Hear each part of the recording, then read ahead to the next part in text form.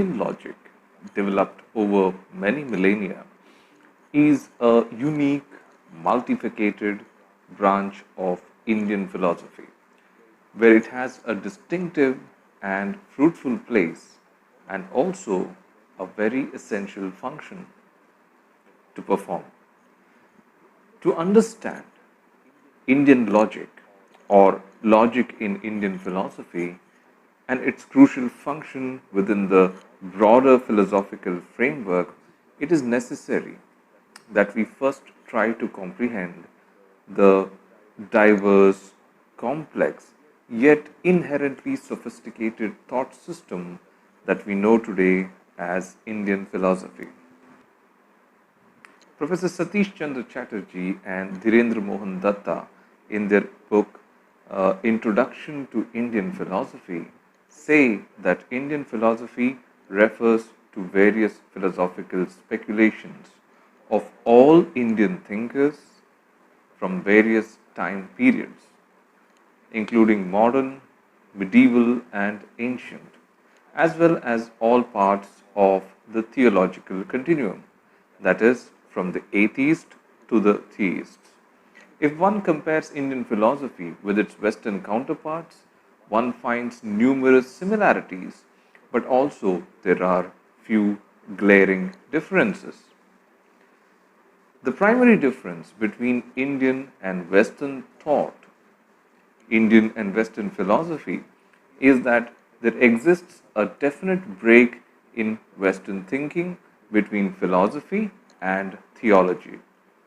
In other words, there is a clear demarcation between speculative thinking and devotional thinking. In fact, philosophy in the West took form of speculative thinking as a direct response to the then existing theological thought, which was heavily influenced by mythology, especially Greek mythology. We are talking about 500 years, 600 years before the birth of Christ. Another significant difference between the two thought systems is that the Western philosophy, to a large extent, developed successively. That is, concepts and thinkers came one after the another, often responding, modifying, refuting, and critiquing another eminent thinker, a philosopher, or a concept. In contrast, Indian philosophy does not boast of a clean break between speculation and theology. This is mainly because in Indian tradition, philosophy or speculative thinking and logic have always been employed as a means towards an end, a means towards an definite end. That is the essential function which I was mentioning in the beginning of this video of discovering answers of a metaphysical nature. Also, in Indian philosophy did not develop successfully, but it grew organically and simultaneously with diverse thinkers and schools of thoughts existing side by side throughout its history. It is hard to find a direct translation of the word philosophy in any Indian language.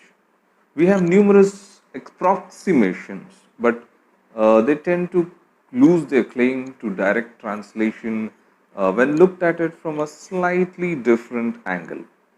Professor Beena Gupta, in her highly recommended book Introduction to Indian Philosophy, says that philosophy, in essence, is a Western concept, originated in Greece around 600 years before Christ.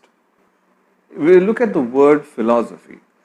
The Greek etymological sense, philien, to love, sophia, wisdom, is usually referred for a quick answer to the question, what is philosophy? This does not work in an Indian context. It doesn't work at all, where love for wisdom has always coexisted with love for salvation and love for spirituality. Philosophy in the West is purely speculative, whereas the presuppositions of Indian philosophy have always been number one, karma and rebirth, moksha and dharma. We're not going to get into those things in this video. We can have that for another video. Let me also say that this does not mean that the Western thinkers did not bother with salvation or spirituality. It is just that there is a definite line dividing philosophy and spirituality in the Western tradition. Professor Bina Gupta continues to say that several Indian philosophical terms or terms for philosophy like Darshana Shastra, Tattva Shastra and Jnana Shastra have come close to the Western idea of philosophy, but they have never seemed to consolidate their claims permanently. Fortunately, according to me, we don't have to view Indian philosophy from the lens manufactured to view a Western concept, which is a distinct geographical and a cultural setting. We can explore Indian philosophy from our own unique point of view. Numerous scholars of Indian philosophy agree that Vedas are the starting point, the fountain of inspiration for all subsequent Indian thought. They are the earliest available records of Indian literature. All philosophical traditions in India that have followed have been influenced both positively and negatively by the Vedas. But it is interesting to note that there is not much philosophy in the Vedas themselves, as Professor Surendranath Dasgupta has argued in his seminal work, A History of Indian Philosophy, Volume 1. It's a 5-volume series, very beautiful series of book. After the Vedas were composed, came a body of text called the Brahmanas and the Aranyakas. In these texts, we can see two new tendencies. One that deals with ritual and ritualistic worship, and the other which indulged in speculative thinking, although in a very basic, very crude manner. When the Upanishads came, it's in the Upanishads which followed these texts, all these texts, that we find a definite element of various philosophical thoughts.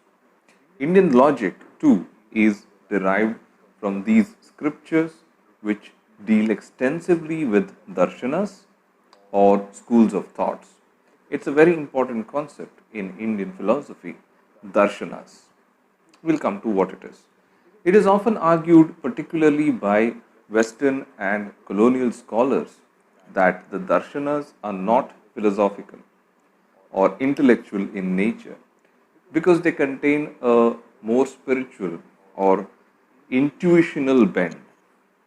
In recent years, however, many experts, especially Indian scholars, have demonstrated very convincingly that darshanas form a very crucial part of Indian intellectual tradition, even though their source of inspiration is the theologically oriented Vedic scriptures. Today, Indian philosophy spans numerous areas of concerns.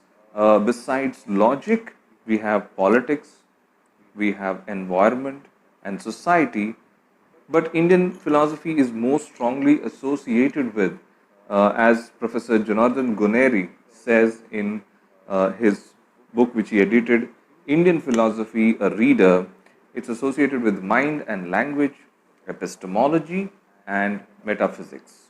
These words will come in the next video when we are discussing about Indian logic and the Pramana theories in particular. So, following the example of the renowned Indian philosophy expert J.N. Mohanty, I will also be focusing in these videos on the classical Indian philosophical schools, the darshanas, in talking about Indian philosophical tradition in general and Indian logic in particular. So, what are darshanas? What is meant by darshanas? Why is it so important? The term darshana is derived from the Sanskrit root drish, which means to see or a way of seeing. Darshana also means a standpoint or a perspective, and it is in this second sense, as in it's a perspective, that we will be looking at it to understand Indian logic. Each darshana has a pramana theory, which is the crux of Indian logic. This pramana theories we'll watch in the next video. Indian philosophy classifies the darshanas into two classes, namely the Astika and the Nastika.